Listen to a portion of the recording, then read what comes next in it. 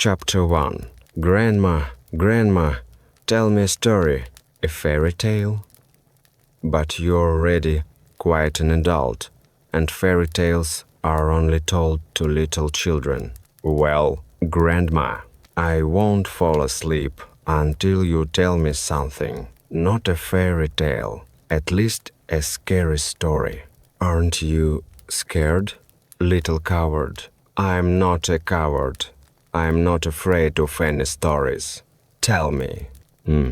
Since you're so sure, I'll probably tell you the most frightening legend of all that I know. And don't say later that I didn't warn you. Fine. There lived in our town an active but untalented designer. Not a month passed without him coming up with another new and completely useless invention.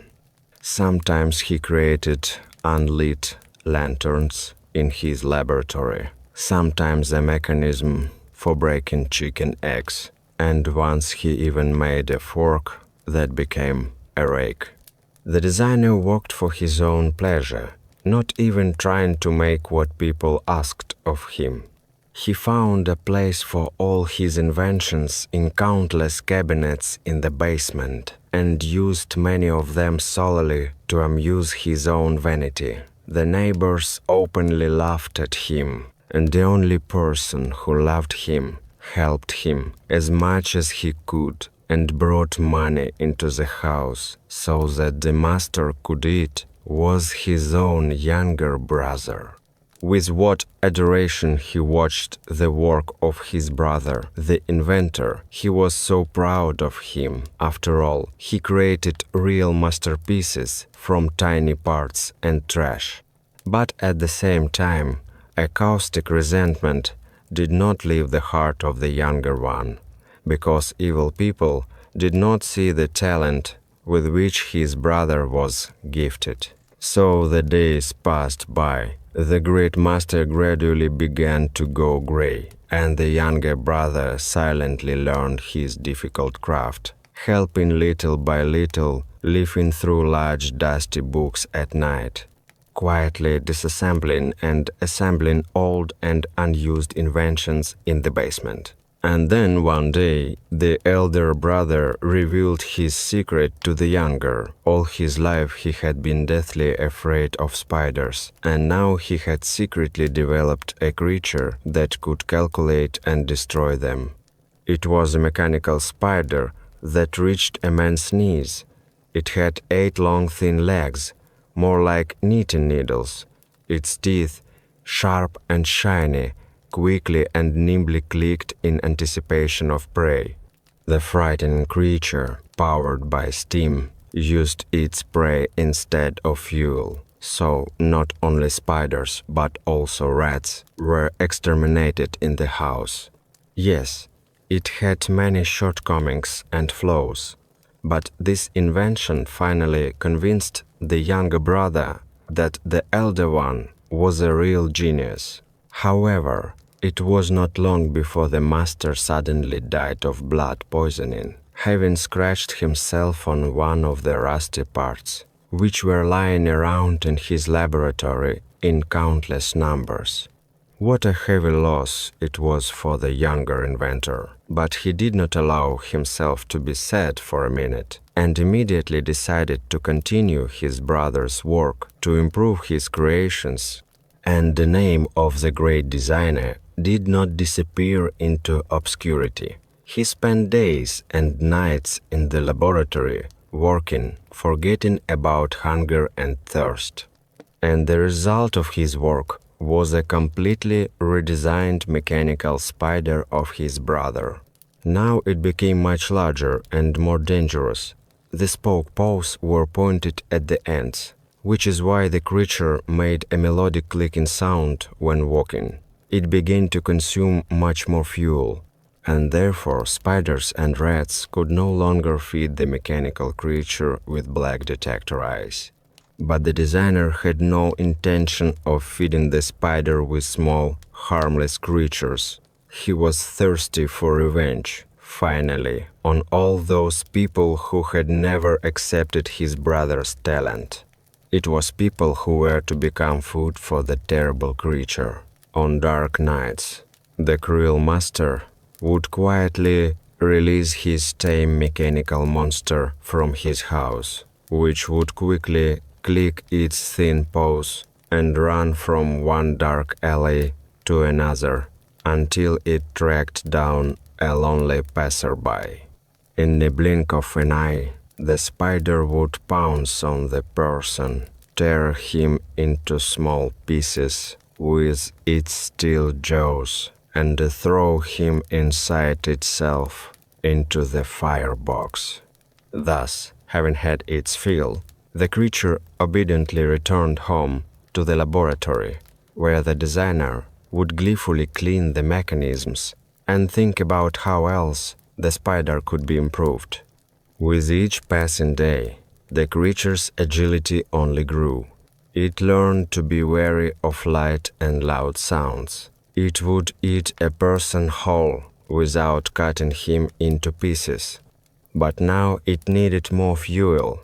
Sometimes it would kill 5 people a night. The designer was delighted with his brother's improved invention, and his joy only grew with each city dweller killed. But people also sensed danger. Doors and windows began to be locked tightly. People tried not to walk alone on the streets. Even the number of visitors to pubs dropped sharply. The entire city froze in horror. Government military units could do nothing. After all, the smart creature heard loud sounds and skillfully hid from them, and it did not even intend to attack large armed patrols. Every night, the spider still found victims, although it became more difficult to do so. But one day, having run through the streets almost until the morning, the monster was still not fully sated. So he returned home and ate the master, who was sure that the machine also had feelings and that his creation would not attack its creator. From that moment on, darkness fell on the city. The spider lived its own life. It went hunting immediately after sunset and was no longer afraid that someone would accidentally notice it, because the last thing the master managed to make before his death was a titanium coating that could easily protect the monster from cold and firearms, from blows and even bombs. It began to rule over the city at night. People were overcome with wild fear. Nothing could stop the mechanical killer. Due to the fact that people stopped walking the streets at night, the spider figured out how to lure them out of hiding. It hid under the windows of low houses and, with the help of its thin spoke-like legs, tapped out pleasant melodies that sooner or later made people wake up. And since the source of the sound was not visible, many careless victims opened shutters and windows, and then the intelligent creature, in the blink of an eye, grabbed the person with long paws that dug deep into the body and dragged him into its bottomless mouth. But the ones who most willingly fell for the spider's trap were children who couldn't fall asleep in their beds for a long time. The pleasant ringing melody coming from outside made them forget that a mechanical killer was walking around the city and trustingly stick their heads out into the night darkness. It was the children that the spider stopped at. They were the ones who were caught most often. That's all. Wait, Grandma, how did this all happen? So how did this story end? Did they really do nothing with the spider? Some say that the entire army was brought out to the streets of the city to catch it, and they were able to find and break this creature into pieces. And from other people I heard that a very talented and smart designer was hired, who created a trap especially for the spider. in which the monster eventually fell.